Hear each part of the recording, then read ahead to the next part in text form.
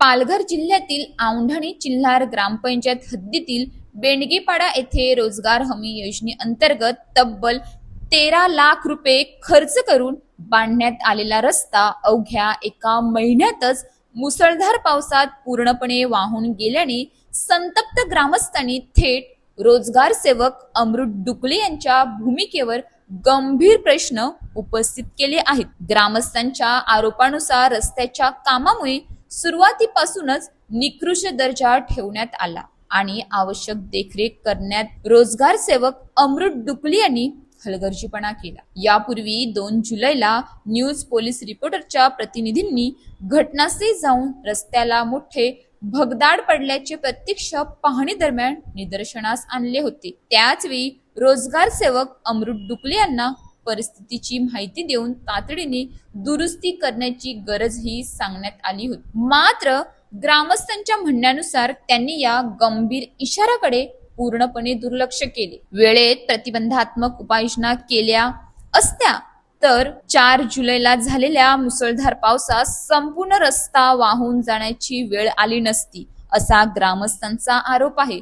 रस्ता वाहून गेल्यामुळे बेंडगेपाड्याचा मुख्य रस्त्याशी असलेला संपर्क पूर्णपणे तुटला असून नागरिकांचे दैनंदिन जीवन विस्कळीत झाले आहे। एवढेच नव्हे तर रस्ता वाहून जाताना लगतच्या शेतांमध्ये मोठ्या प्रमाणावर माती व गाळ साचल्याने अनेक शेत जमिनीचे नुकसान झाले असून शेतकऱ्यांनाही आर्थिक फटका बसला आहे। या प्रकरणात सरपंच प्रतीक्षा भुयाल आणि ग्रामपंचायतीवरही कामाच्या दर्जाबाबत निष्काळजीपणाचे आरोप होत आहेत। अवघ्या महिन्याभरात लाखो रुपयांचा शासकीय निधी खर्च करून उभारलेला रस्ता पावसाच्या पहिल्या जोरदार पाण्यात वाहून जाणे हे गंभीर प्रशासकीय अपयश असल्याची भावना नागरिकांनी व्यक्त केली आहे। त्यामुळे रोजगार हमी योजनेतील कामांच्या गुणवत्तेवर मोठे प्रश्नचिन्ह निर्माण झाले असून रोजगार सेवक अमृत डुकले यांच्या कामकाजाची सखोल चौकशी करून जबाबदारी निश्चित करावी, दोषींवर कठोर कारवाई करावी आणि बेंडगेपाड्याचा रस्ता तातडीने नव्याने दर्जेदार पद्धतीने उभारावा, अशी ग्रामस्थांची ठाम मागणी आहे। नागरिकांचे म्हणणे स्पष्ट आहे, अवघ्या महिनाभरात वाहून जाणारा रस्ता हा विकासाचा नमुना नसून जनतेच्या कराच्या पैशांची उघड उधळपट्टी आहे।